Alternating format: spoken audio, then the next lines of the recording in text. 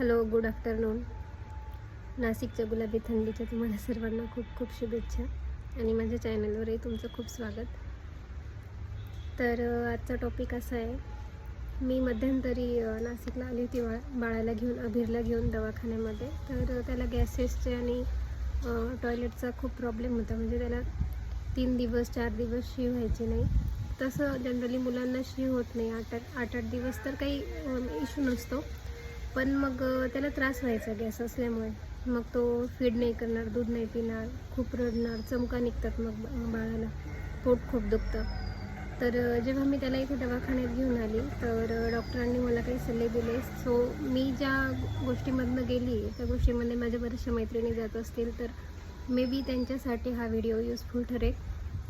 2-3 जणांना जरी माझा हा व्हिडिओ युजफुल ठरला तरी ह्या व्हिडिओ करण्यामागचं माझं हेतू साध्य होईल. सो डॉक्टरांनी मला असं सांगितलं होतं की जेव्हा आपण बाळाला फीड करतो तर बाळाला फीड करताना बाळ जे चुटूक आवाज करतो तो आला नाही पाहिजे. म्हणजे त्या आवाजाचा अर्थ असा होतो की तो गॅस आतमध्ये ओढतोय. मोस्टली बाळाला जी हवा आतमध्ये जाते ती फीड करण्याच्या वेळेसच जात असते. सो ते फिडिंग जेव्हा आपण बाळाला फीड करतो तर त्यावेळेस आपण लक्ष दिलं पाहिजे की तो कसा फीड करतो आहे, कसं नाही. आणि फीड झाल्यानंतर बाळाला आपण ढेकर काढतो किंवा बर्फिंग करतो. तर तो ढेकर काढण्यासाठी बाळाला उभं धरायचं. तर आपण ते 5-1 मिनटं धरतो. ते 5 मिनटं न धरता 30-25 मिनटं टाईम लावून आपण त्याला तसं उभं धरलं पाहिजे. म्हणजे आणि बर्फ केलं पाहिजे. आणि बर्फ करताना प्लेन सरफेसने नाही तर असा कर्व सरफेस करून बाळाला बर्फ केलं पाहिजे. त्याच्यानंतर तुम्ही जेव्हा मोस्टली बाळाला पालथं झोपवण्याचा ट्राय करा. दिवसात बाळ जास्त पालथं झोपत नाही, मग ते मान उचलण्याचा प्रयत्न करतं. पण ते तसं जरी झालं, त्याला टमी टाईम म्हणतात. मान उचलली, हातपाय हलवले, पाय हलवले तर तिथले मसल्स स्ट्रॉंग होतात. त्याचा काहीच इश्यू नसतो. तर दिवसात जरी तुम्ही 15-1 मिनटं बाळाला पालथं टाकलं तरी काही इश्यू नसतो. त्याच्याने गॅस पास व्हायला खूप हेल्प होते. आणि रात्री जेव्हा बाळ झोपतं, गाढ झोपलेलं असतं, त्यावेळेस तुम्ही नक्कीच बाळाला पालथं झोपवा. म्हणजे 24 तासांपैकी ॲटलिस्ट 4 ते 4.5 तास किंवा 6 तास तरी बाळ पालथं झोपलेलं पाहिजे.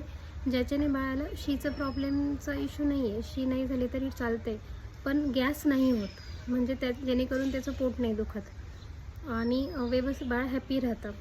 तर अशा इन्स्ट्रक्शन डॉक्टरांनी मला दिल्या आणि मी त्या आल्यानंतर औषधं तर त्यांनी दिलेच होते, पण ह्या इन्स्ट्रक्शन मी आल्यानंतर जेव्हा फॉलो केल्या तर मला बऱ्यापैकी त्याच्यामध्ये आराम दिसला. म्हणजे पूर्णचपणे त्याला काही नंतर त्रासच झाला नाही. त्यांनी औषधंही दिले होते.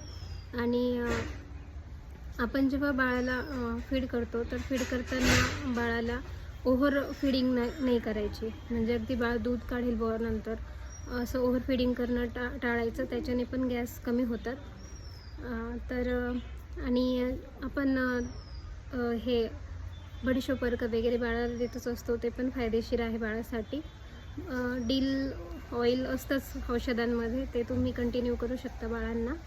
आणि जर खूपच बाळ अगदी 8-1 दिवस शी नसेल करत तर USPचं लॅक्टोज सोल्युशन मिळतं. ते तुम्ही बाळाला डॉक्टरांच्या सल्ल्यानुसार देऊ शकता. त्याच्यानेही खूप फायदा होतो बाळाला. सो असा माझा अनुभव मी तुम्हाला शेअर केला. होप सो की तुम्हाला ह्या गोष्टींचा फायदा होईल आणि तुम्ही आणि बाळ दोन्ही हेल्दी राहाल. So stay happy, stay healthy.